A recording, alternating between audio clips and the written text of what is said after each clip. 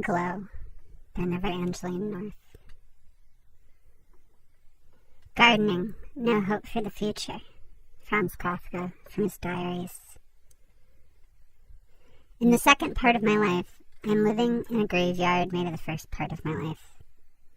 In the first part of my life, I did things. In the second part of my life, I do not.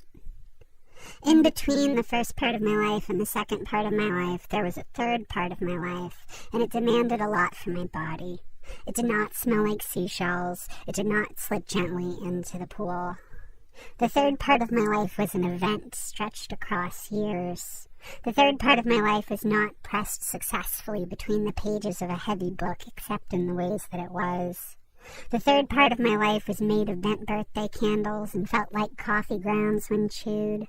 It changed colors in water and would fall over if set on a desk or a table. I could sing about it. It could be fired from a gun or a job. It gasps when surfacing, and in the winters it shrinks down to the size of a single pin, heated to glow. The first part of my life briefly turned into a fourth part of my life before it became the third part of my life. This was the time when I knew you, or thought I knew you. This was the time when you knew me. I'm pretty sure you knew me as I was in the fourth part of my life, which was an entire arm as I had wished to be in the first part of my life. The gap between how I wished to be in the first part of my life and how I was in the fourth part of my life is shaped like you, or the shape I thought I knew when I thought I knew you. This all felt like medicine, but tasted like the Perseids. So much of us was awash in the Perseids. I did not know that I wanted to be awash in the Perseids until you showed me what it was like to be awash in the Perseids, and then I very much longed to be awash in the Perseids, and suddenly I found myself awash in the Perseids. Thank you. The third and fourth parts of my life were not a graveyard of anything. The fourth part of my life held its breath with anticipation, and the third part of my life exhaled thick smoke with a bellow, a cough, a breath weapon. I never wanted to be a breath weapon until I was partially a breath weapon. I stopped wanting to be a breath weapon when I saw the dead lying in front of me, killed, dressed up like enemies, but with simple organs, still moving inside their bodies like hurt earthworms. In the second part of my life, my body is a pet, and in the third part of my life, it was a hunting knife, and in the fourth part of my life, it was a penknife I used to carve a shape in a tree that looked like you, or what I thought I knew of you. It is possible that what I thought I knew of you was you or is you, but only you can tell me if what I thought I knew of you was you or is you. Here's some things to help you decide. I thought you were awash in the Perseids like I was awash in the Perseids.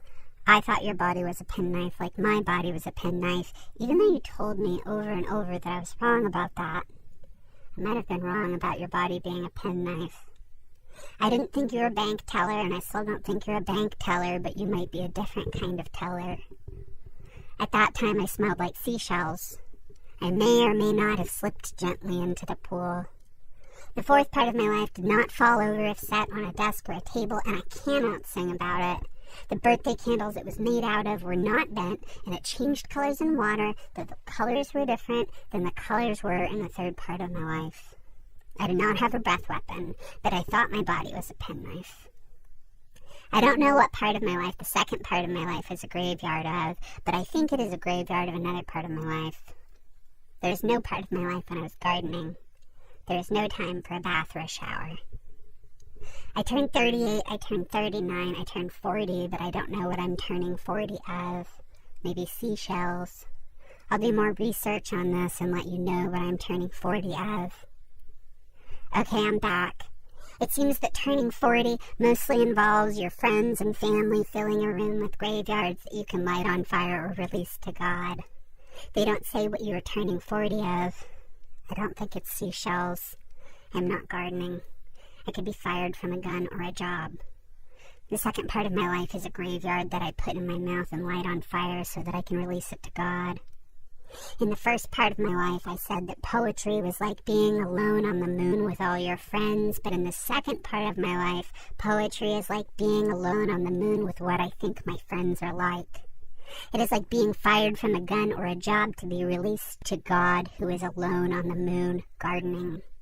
Doubt and mystery hold hands. They drink from the same glass. They are awash in the Perseids. In the second part of my life, there is such inertia and void as never before. It does not slip gently into the pool, just sits outside the wall, smelling the chlorine pushed from the vent, gently remembering. You could push through it with your fingers, but don't. I could push through it with my fingers, but don't.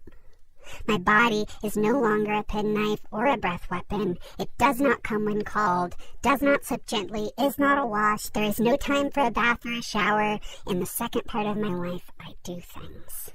In the first part of my life, I did not. I refused to be alone on the moon with all my friends, a release to God who has none. The moon is a graveyard with no pool, no birthday candles, bent or otherwise. It is inertia and void, an entire arm. In the fifth part of my life, I will go away for winters, heated to glow.